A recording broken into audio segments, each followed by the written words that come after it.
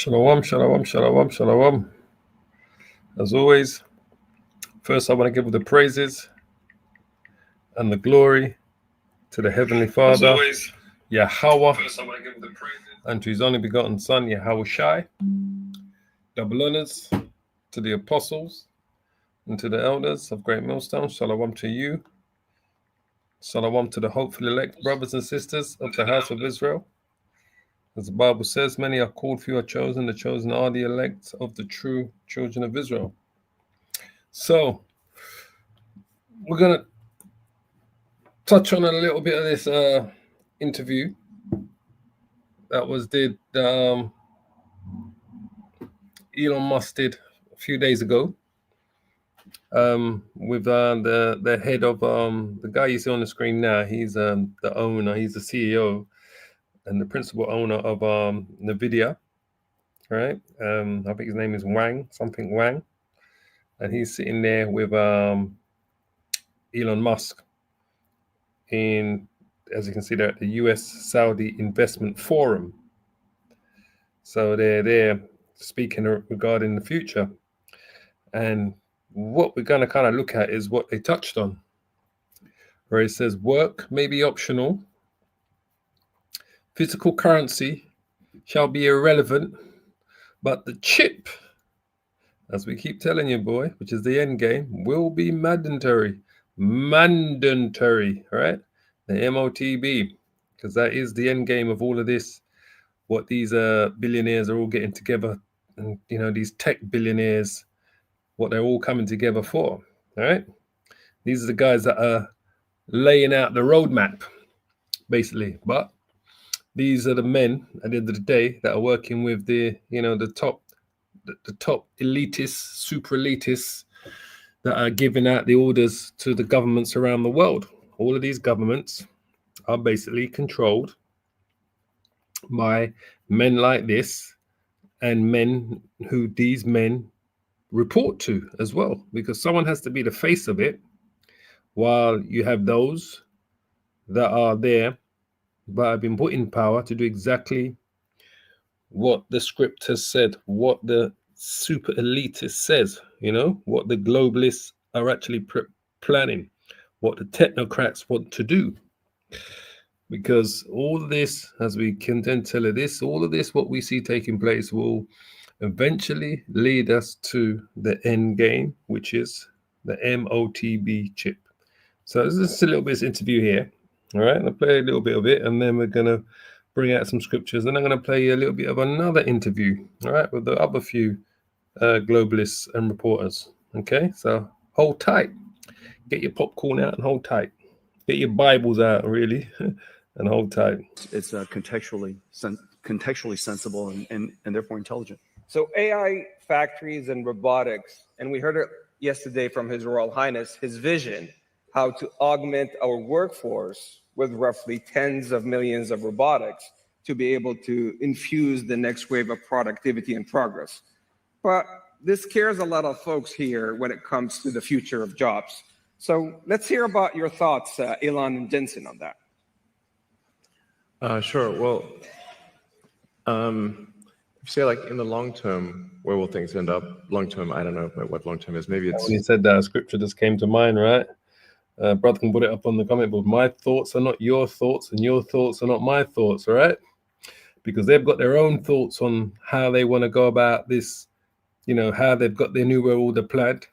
Well, the Lord's thoughts are not their thoughts. He has the Lord's idea, the Lord's prophetic prophecies, the Lord's words are what's ultimately going to overcome all of this that we see taking place. But that kind of scripture came to mind. I think it's Isaiah. Is it Isaiah 50?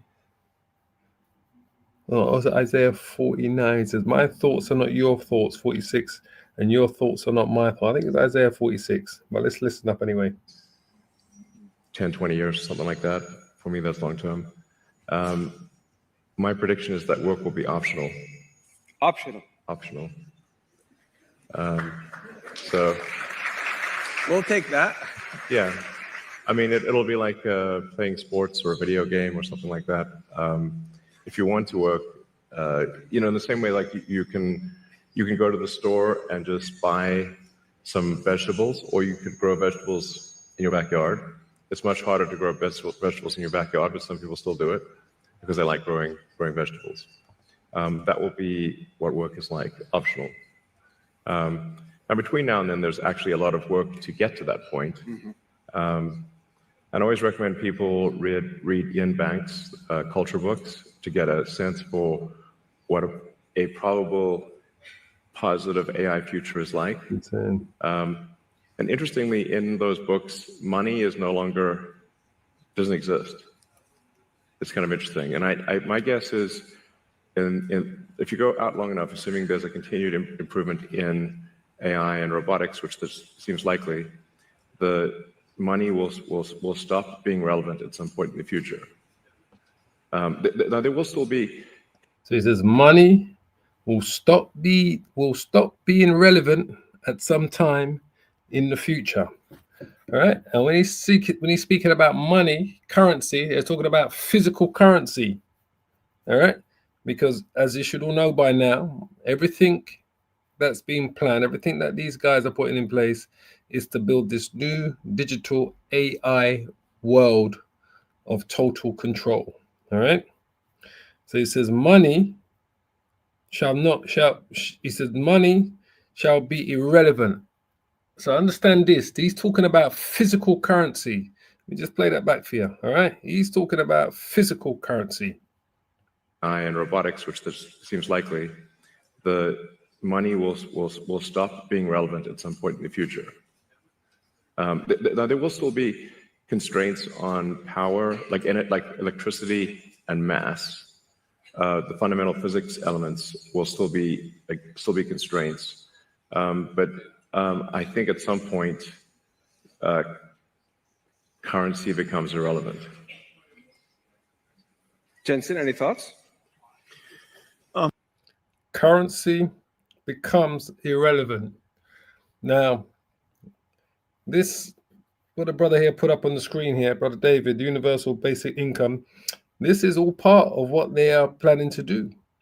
This is how they're going to get everybody dependent, not everybody, but this is how they're looking to get a lot of people dependent on the government.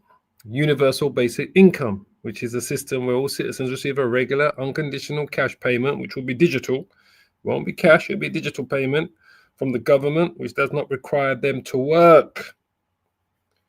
As he said, work may be optional. All right. Now, let me just quickly jump here. 1 sec.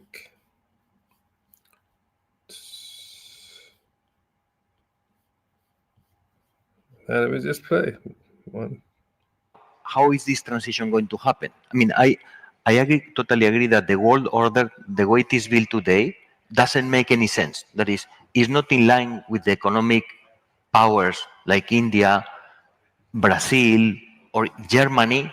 That they don't have a massive role in the international order. But to me, the big question is: so how we are going to go through this transformation? It cannot be gradual. It has to be driven by a certain shock that will. It has to be driven, this transformation, by a sudden shock. Now, we are going through a phase of gradualism right now, right? Where, every little bit of the puzzle, every part of this new world order is like a puzzle being put together bit by bit.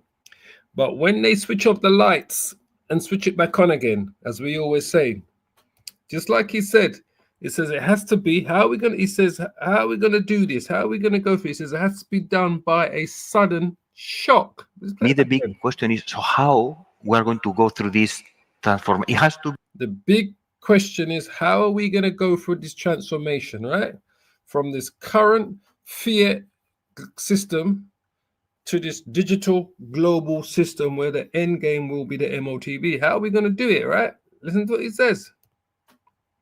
To me, the big question is, so how we are going to go through this transformation? It cannot be gradual. It has to be driven by a certain shock that that will. Has to be driven by a It certain cannot be gradual. It has to be driven by a certain shock. shock. Has to be driven. Now we said this before from the apostles going down. You know, we've said this before and we'll say it again.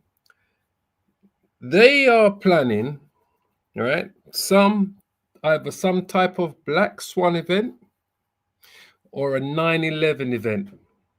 Because when they switch off the lights and switch it back on again, that's going to be the sudden shock. That's going to be the sudden shock. All right. So some major event, it could, you know, we can go as far as to say that, you know, that someone could drop a tactical nuke somewhere that causes the system to switch over overnight.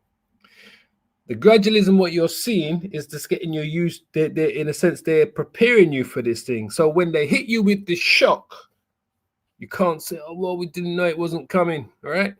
Well, you were warned because they are planning. These elitists are planning.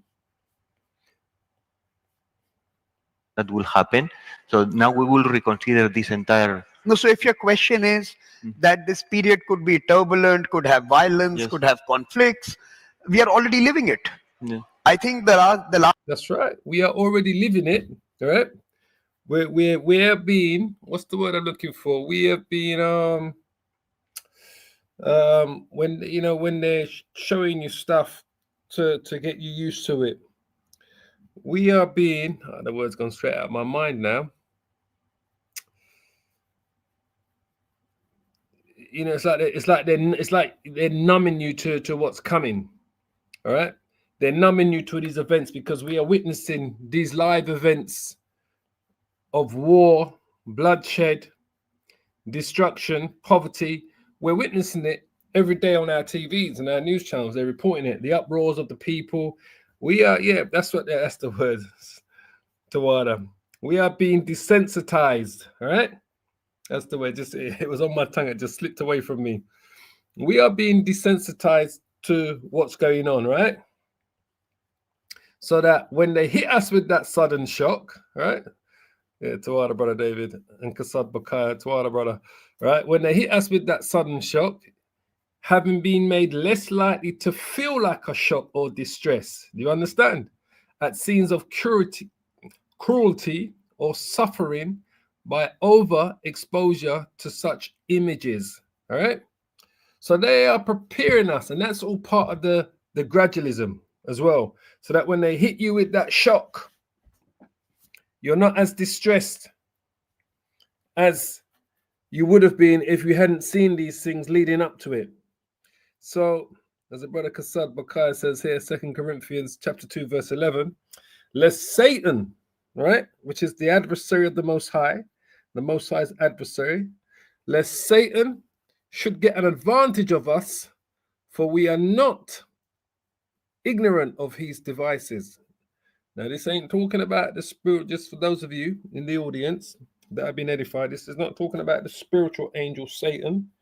This is talking about the Most High's adversary, all right? The adversary, the nation of people that are considered an adversary to the Most High God, which are, as you should all know by now, the wicked that the Bible speaks of, all right? The Edomites. So we're not ignorant of his devices, but this is what they're prepping. They're prepping. Everyone's got them. I keep saying this. We all got the memo. They all got the memo. They're all following the script. So they're all pushing it from different directions. All right. last 5 or 6 years tell us that we are going through a rather turbulent phase. Mhm. We have lost a large part of humankind to the pandemic because we were all selfish. We were not willing to share. We were not willing to use. And you're going to lose a larger share of humankind during what? During the War of Armageddon, during World War III, and leading up to it. But it's during the War of Armageddon is where you're going to lose the greatest amount of humankind. The global institutions. As you should know, by then, that's when the Lord, Yahushua, and the angels will turn up to gather the elect of his people First and foremost from Babylon the Great, and then from the four corners of the world. We have lost a large part of humankind to the pandemic because we were all selfish. We were not willing to share. We were not willing to use the global institutions to deliver responses to different parts of the world. We have lost people. Now, how much more bloodshed do we need to understand that the transition is upon us? But if 1 billion people stop, how much more bloodshed, right? You got no idea. There's so much more bloodshed to come. There's so much more bloodshed to come. As the prophet Daniel says, all right? We'll come back to this. The prophet Daniel says, we'll just quickly bring this up on the screen. We'll come back to the video. Daniel says, there is a time coming. We speak about this all the time. This is why we need to be deep in prophecy, right? And I say this because it's something that I love to do. But we, right, the brothers that are out there preaching and prophesying, teaching on the highways and hedges, we need to be deep, knee deep, neck deep in prophecy. Prophecy. That needs to be our main focus. There are many things that we can speak about of the Bible, but the main thing that we need to be focused on, as the Lord said himself, the spirit of Yahushua, all right? In Revelations 19, this is why I believe it's Revelations 19, where John the Revelator says, Revelations 19 and 10, where it says, for the testimony of Yahushua is the spirit of prophecy. So when we're speaking about Yahushua, we should be speaking about him in the spirit of prophecy, of what he's coming to do, what he told the prophets, the disciples,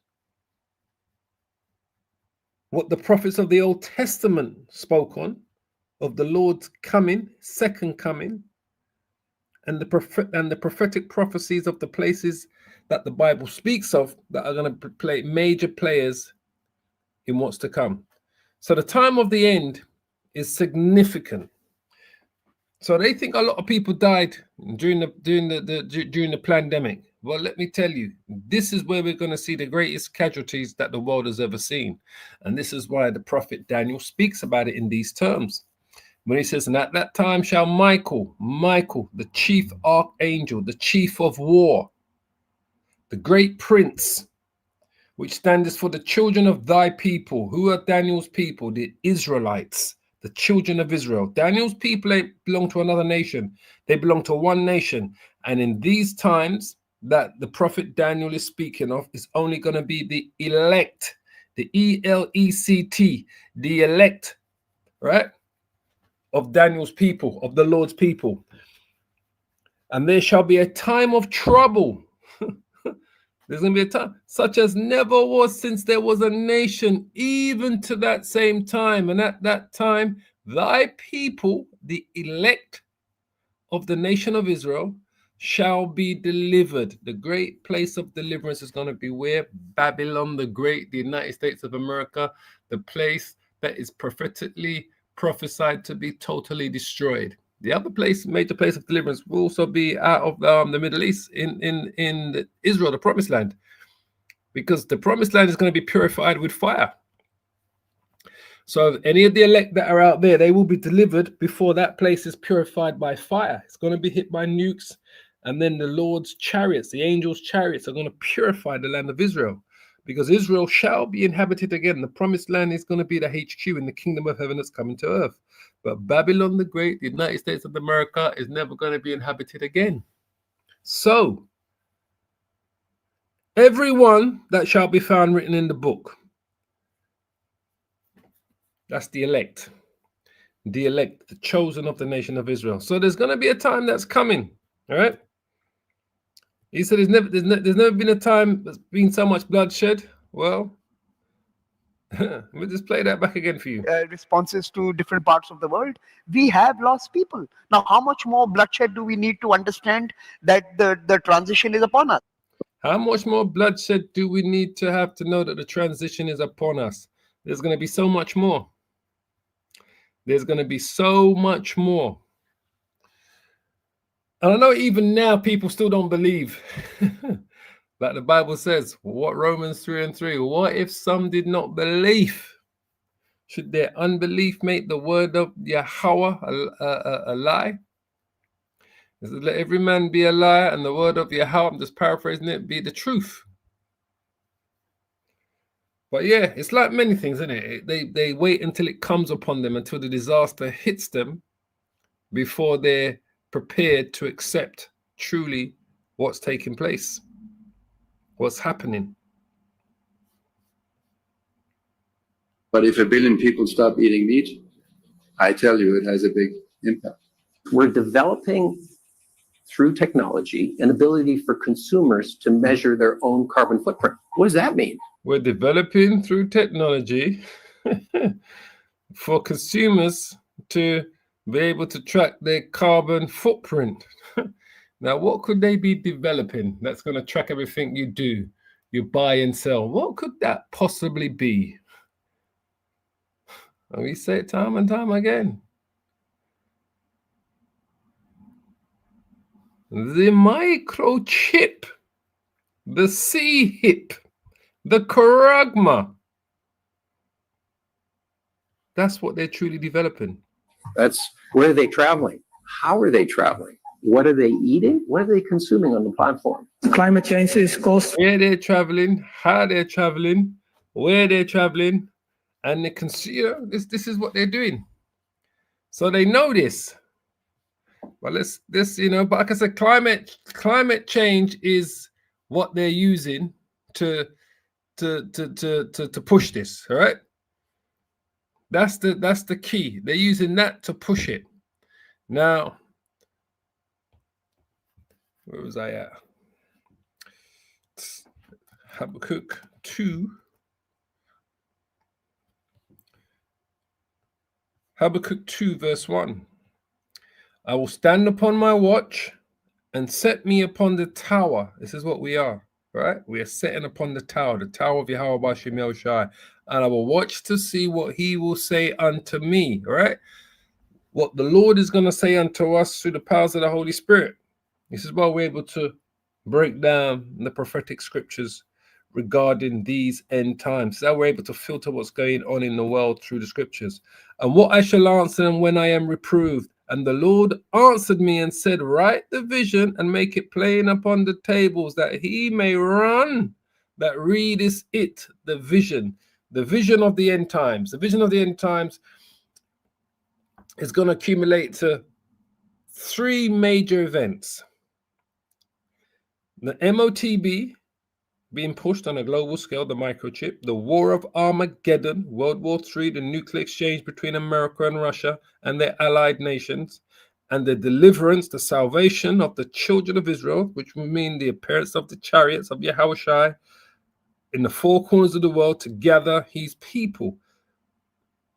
That vision is plain. It's as plain as day in the scriptures. But it's only going to become plain to many people on the day of judgment, that one day the Lord speaks about, that terrible day. For the vision is yet for an appointed time, and we're very close to it, very close. But at the end it shall speak. It will speak and not lie. Though it tarry, people say, oh, this microchip is not coming, this war of Armageddon is not coming. Though it tarry, okay, wait for it, because it will surely come. It will not tarry. It will surely come. And we know that's a given, that it's going to come. All right? Because this is what they are planning. Well, so let's go back here. Meat, if we can have a better taste. The Davos crowd, the World Economic Forum, the global resetters of Klaus Schwab fame. The global resetters of the Klaus Schwab fame. The global elites. As I said, we are slowly, gradually rolling They're rolling out the global New World Order system. And the end game is to have the chip to remove fiat currency, to replace it with digital currency. And in the midst of that, they're going to go to war. They're going to bring about this devastation because they know through this devastation, they're going to be able to take total. See, people become so obedient. You see what's going on across there in Ukraine and Russia. The Ukrainians are literally begging for their leader to just throw in the towel because they've had enough of it. They understand there's only so much they're prepared to take. Are very much, of course, in the mix in all of this. How would you characterize them, and is their agenda really any different in terms of that end state of sort of comprehensive global governance under, of course, their rule? When you look at the founder and the leader of this entity, Klaus Schwab, he's been frankly pretty transparent about his view of the way the system should work. He calls it stakeholder capitalism, where instead of having companies that are owned by people serving the interests of shareholders by satisfying the needs and the wants of customers, which is the essence of a free market system, you have to produce what people want better or cheaper or with more diverse options than your competitors.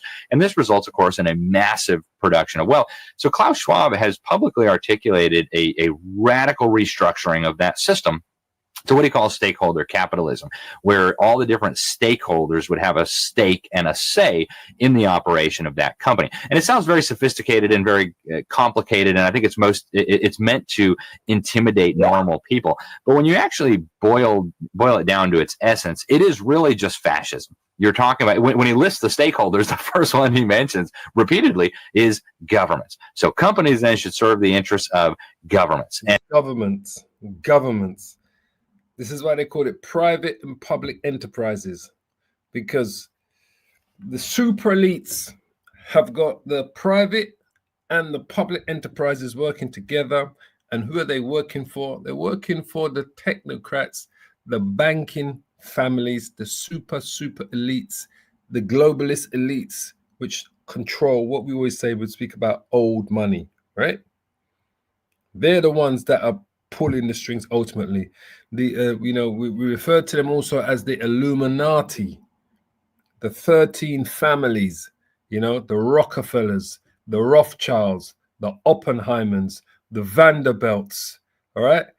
The JP Morgan family, all of these families that are intermarried together, these families are what we know today as the banking institutions.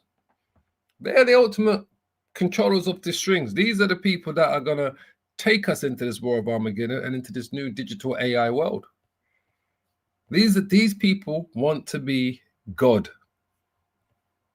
And actually, that's exactly what Benito Mussolini outlined when he described fascism as the merger of state and corporate power. Mm-hmm. Sometimes they call it a public-private partnership. And so the World Economic Forum played an instrumental role in bringing communist China to the state it's at now. Obviously, Marxism, communism, they just destroy massive amounts of wealth. And so the communists in Beijing, working with the communists in Davos, the Marxists, the fascists in Davos, figured out, hey, we've got to change this a little bit. We've got to reintroduce some market mechanisms like pricing, like resource allocation based on certain market forces. But it wasn't because they wanted more productivity or whatever. It was because they wanted to make this totalitarian system more able to, first of all, sustain its... Because they wanted to make this totalitarian system. That's what it is. Totalitarian. Look it up. Totalitarian system. Based on certain market forces. But it wasn't because they wanted more productivity or whatever. It was because they wanted to make this totalitarian system more able to, first of all, sustain itself and then able to infect the rest of the world. Mm-hmm. So you see Klaus Schwab openly cooperating with the mass murdering regime in Beijing. And at first that doesn't make sense to people. You see Klaus Schwab and the World Economic Forum signing a strategic partnership with the United Nations for the implementation of UN 2030 agenda, the Sustainable Development Goals, which is basically just global communism, global tyranny, global fascism. And at first that doesn't make sense. You see Klaus Schwab with a bust of Vladimir Lenin in his office. And at first that doesn't make sense. But I think we have to get past the artificial divisions that have been created in our minds between the different types of totalitarians and recognize that. Right, that's right. We have to get past, because it's all for theater, really, at the end of the day. The different types of, just like you said, the artificial divisions that they have created to make you believe that, you know, they're on opposite sides of the coin. They're all planning this. The elites, you see, even those government leaders made to themselves truly believe that they're on the other side. You know, that they are against each other. But the elites behind them, the elites that are pushing their buttons, they're all on the same side. The super elites are on the same. So the actual government leaders to themselves can believe in their own minds that, yeah, we are against you. China can believe, you know, Xi Jinping can believe that he is definitely against America, and America president can believe that he's definitely against China, and Russia's against, you know, Putin can believe in his mind that, yeah, we are against these guys in America, and the Americans can say, the president can say, yeah, we're definitely not with it with Russia. But the elites, the globalist elites behind them, they create these artificial divisions between the leaders, but the global elites that control them, they are all working together.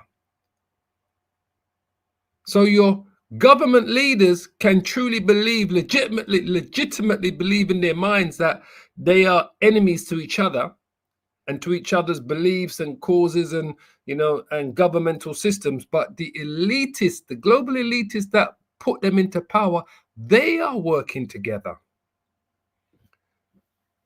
So they create these artificial divisions between them. Artificial divisions that have been created in our minds between the different types of totalitarians, and recognize they are all united on the broader vision, which is the subjection of the individual and the nation to this broader master plan that they have, that they think is superior to the decisions we could make as individuals or that we could make as nations. They are. Let's put it back again. We have to get past this. You see, he says here. You see Klaus Schwab with a bust of Vladimir Lenin in his office. And at first that doesn't make sense. But I think we have to get past the artificial divisions that have been created in our minds between the artificial divisions that's been created in your minds.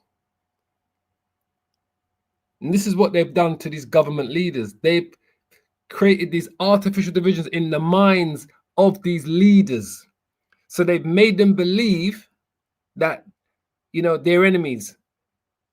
They've made the British government believe that the Russian government is their enemy. They've made the Russian government believe that the American government's their enemy. They made the American government believe that the Chinese government is their enemy. But the people behind the scenes are all working together. Right, this is what they have done.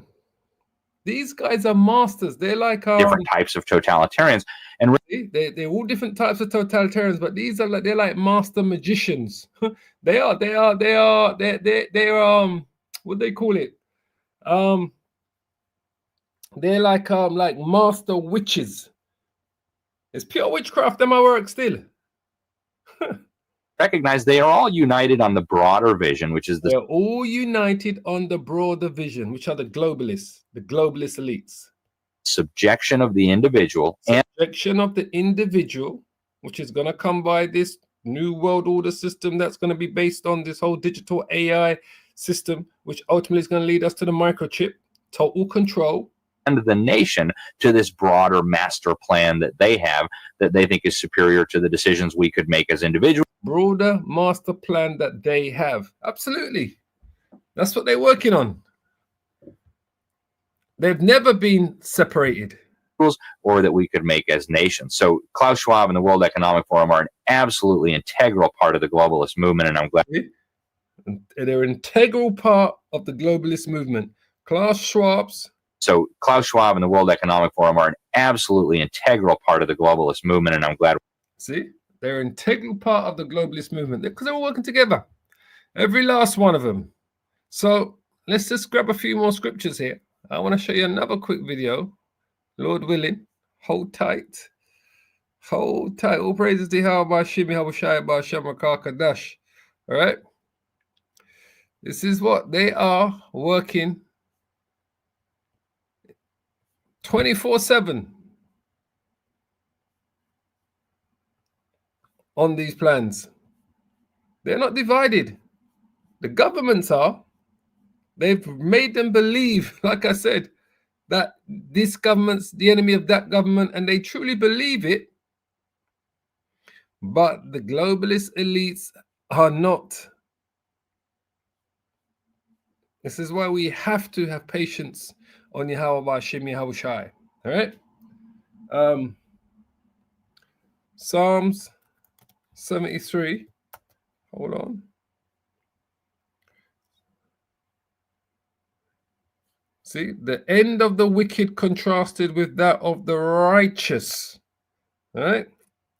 These are the wicked, but we can't be envious of them, right? Because they at the end of the day, they got to fulfill the Most High's will, right? So Psalms 73 and 3, it says, start at verse 4. Let's start at verse 3. It says, for I was envious at the foolish when I saw the prosperity of the wicked, because this is their time to prosper. For there are no bands in their death, but their strength is firm. They are not in trouble as other men, neither are they plagued like other men. Therefore pride compasses them about as a chain, and violence covers them as a garment, right? Daniel said there's a time coming, right? I said it before. There's a time, he said that there shall be a time of trouble such as never was since there was a nation, and even to that same time. All right, so there's a time coming of trouble such as never was since there was a nation, even to that same time. So they are not in trouble as other men, these globalist banking families, the men that truly run the world. Neither are they plagued like other men. Therefore pride compasses them like as a chain, violence covers them as a garment. Their eyes stand out with fatness. They have more than they could. They have more than they. Their eyes stand out with fatness. They have more than heart could wish. Right? They are what? Corrupt and speak wickedly concerning oppression. They speak loftily. Total control. Totalitarian. They're all working together. Let me play this last video for you here, all right? They're all working together. They need digital ID, because when you suddenly have to control a huge population, a continental population, an international population, you can't just have lots of people, administrators keeping record. No, no, no. You're going to need a supercomputer, a network that keeps... You understand, IUIC? It's not about sin, right? It's not about sin. It's not about sleeping with the white woman, with Esau, all right? They can't track you. As the brother put up here, they can't track you with sin, all right? It is truly simple to understand and comprehend what's going on here. It's a globalist plan. The globalists ain't sitting down there thinking how we're going to get these people to sin so that we can create a system based on buying and selling, based on how much sins they committed every day, or how we're going to get these guys to sleep with white women so that we can decide whether they can buy or sell depending on if they slept with a white woman or not. All right, and Edomite, apparently that's what the ISUPK think, right? Seriously, I've gone beyond. It's gone beyond stupidity in the year 2025. They cannot track you with sin. So even this simple Edomite woman here is laying it out to you. How is this all going to work? Even she's laying it out to you how this is all going to work. No, no, no. Just have lots of people, administrators keeping record. No. Did you imagine? Lots of people, administrators keeping records saying, what sin did you commit today, sir? Let me just write this down quickly. Oh, how many white women did you sleep today with, sir? Okay, you can buy. What about you, sir? How many white men did you sleep with today? No white women, no food for you. What sin did you commit today, sir? Burglary? Right, you can go, you can stock up your basket. What about you, sir? You've not committed any sin today? We're refusing you entry into the store. Those are the administrators, like she said, right? An international population they look to control. They're not going to have administrators writing down records about how much time you have sinned or asking you if you sinned. They're not going to be asking you how many women of other nations have you slept with. I mean, who does that even apply to? Does it only apply to Israelites? The stupidity of that thought, right? That thinking, that thought is just madness. But let me just play. Sorry if I keep stopping this. You can't just have lots of people, administrators keeping record. No, no, no. You're going to need a supercomputer, a network that keeps everything in check. Mm-hmm. Now, it starts off, doesn't it, as the ID card, which we're told nothing to fear here. This is so because, we don't know who's in the country anymore. You are who you say you are. Mm-hmm. And of course, now we're going to have all these digital ways of doing our tax returns, which will link to our banking app. And I can guarantee you soon enough, that's going to link back to the digital ID card because that will be linked to your national insurance number. We've also got now an NHS app. And they exercised that really nicely with the vaccine passports, didn't they? Now, what they're soon going to do, of course, is the NHS app is going to link back to your accountancy app. So when you have days off sick, it automatically registers. Oh, then the government are going to come up with something to help control obesity, aren't they? Use this app to monitor the calories you're having and what food you're buying. So that's going to have to link to the NHS app, which is going to have to link to your accountancy app, which will link to your banking app. You can see where I'm going here. Microchip, darling. I can see exactly where you're going. They're all going to lead to the microchip, right? I can see exactly where you're going. They're all going to lead to the microchip. Right? And she's putting it together well. She's putting it together. She goes, can you see where it's all going? Soon enough, it's just going to be, why have multiple apps when you could have one big beastly app to do the lot of it? Why have multiple apps, multiple devices, multiple apps when you can have one big app? And that one big app is going to be that miniature chip. Everything's going to be on that chip. It's simplicity. And when we end up in that situation, it's going to be incredibly hard to get out of it. It's going to be incredibly hard to get out of it. And look at that. This video was, can you see that? 1 minute and 44 seconds long. 144. That's the spirit of Yehovah Shem Yahushua. I didn't realize that. You see where I've got the mouse? This actual clip here was exactly 1 minute and 44 seconds long. 144. Take that as a message. Take that as a sign, family. 144. She's telling you. It's going to link the bank. All the apps going to link into one particular app, one particular device, which ultimately is going to be the chip. That's where they're heading. Let's grab this. I see some brothers put out some scriptures here. Let's grab that. It's not. There's no way out. There's no way out. This is the brother David. This is Psalm 64:1. To the chief musician, the Psalm of King David. Hear my voice, O Yahweh, in my prayer. Preserve my life from fear of the enemy. Right? Hide me from the secret counsel of the wicked, from the insurrection of the workers of iniquity. And she's telling you that this is what they're planning. The workers, the secret counsel of the wicked, and the workers of iniquity. This is exactly what they're planning. It's not that hard. It truly is not that hard. Let me go to, because that's it. Ultimately, let's hit it. Let's hit the jackpot.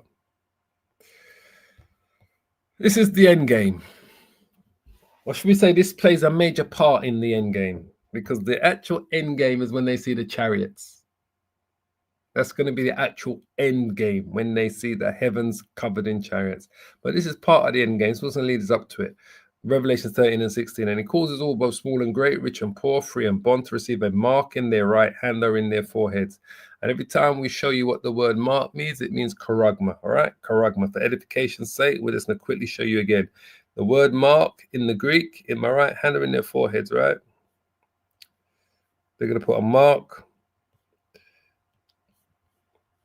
We just do this for edification. Strong's G 5480. Charagma. Charagma. See, a stamp or imprinted mark, all right? A thing carved, the mark branded upon horses. This mark that they're going to brand upon you is going to be the microchip, right? The charagma, the delivery device, the chip, all right? You go to the root, it's charax. Strong's G 5482. Charax. Charax. See, a pail or a stake. So the hypodermic needle is going to be that pail, that stake that they're going to use with the chip inside it, that they're going to use that to inject the microchip. Everyone's seen how the microchip gets installed in you. This ain't talking about sin. If you take the mark, you would have committed sin, but the mark in itself is not sin. It is the charagma. It is the charax. This is the delivery device with the chip in it. A pail or a stake, because it's going to make a pail. It's going to make it's going to pierce your skin, right? With the hypodermic needle. We speak about this all the time, all right? See, a scratch or etching, a stamp as a what? As a badge of servitude. That badge is going to come in the form of a microchip. Everyone's talking about it, and that no man might buy or sell. So you're going to need this in this new AI digital world that they're going to bring in. It's going to start gradualism, and like the man said, at the WF, they're going to hit you with a massive shock, a blackout overnight. Turn the switch off, turn it on again. Say, he that had the mark or the name of the beast or the number of his name. All right. Here is wisdom. Do you have wisdom? Is this that hard to see? Let him that has understanding count the number of the beast, for it is a number of a man, and his number is 636, which we bring out all the time. Chi, Psi, Sigma. Chi, Psi, Stigma. 666. All right? We bring it out all the time. Strong's G 5516. Chi, Psi, Stigma. Chi, Psi, Stigma. Then we go to the root. Stigma. Strong's G 4742. Stigma. Stigma. See, to stick, i.e. to prick. So what's going to prick here is going to be the charagma, the delivery system, a mark pricked in or branded upon the body. To the ancient Oriental usage, slaves and soldiers bore the name or the stamp of their master or commander, branded or pricked, cut into their bodies. That's the charagma, the pel, the charax, right?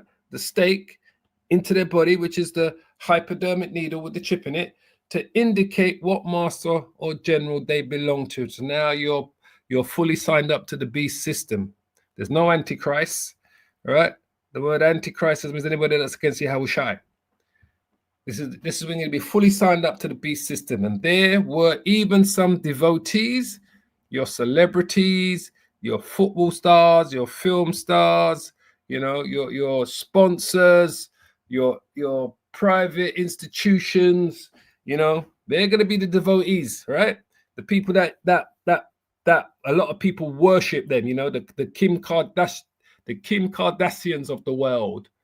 They're going to be the devotees, all right, who stamp themselves in this way with the token of their gods. They're going to be pushing it left, right, and center. Now, after receiving all this information, how can you truly look at the word mark and believe it means sin?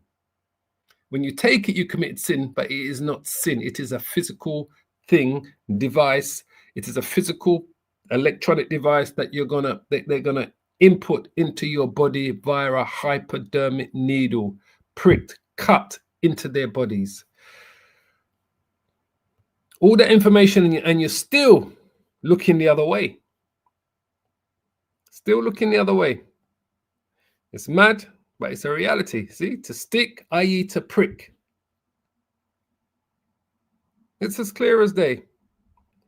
And it's a sad state of affairs. But like I said, I can only believe that the Lord has blinded certain people truly not to see this, to see it for what it truly is. But she could. She made it quite clear, boy. I did like the way she said, boy. She said all three devices could have 1, 2. So she's made it quite clear. All right.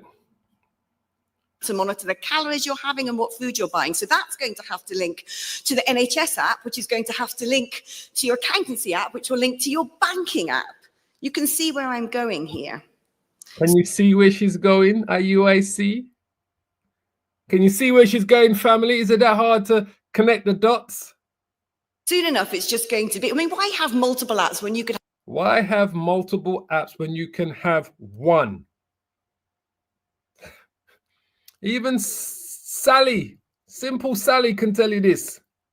See where I'm going here. Soon enough, it's just going to be, I mean, why have multiple apps when you could have one big beastly app to do the lot of it?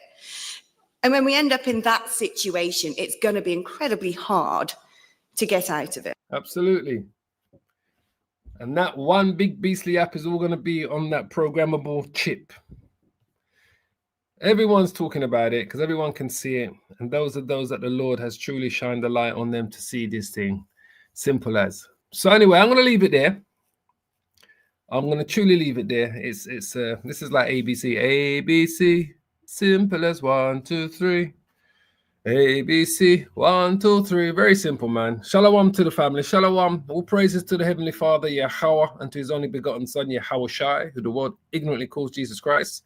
Double honors to the apostles and to the elders of Great Millstone. This is a lot of information I was giving out today, showing you different videos and that. I pray you're edified, that you could see truly what it, what it is, and that there's no, the veil can't be still covered over your eyes, man. There's too much information out there.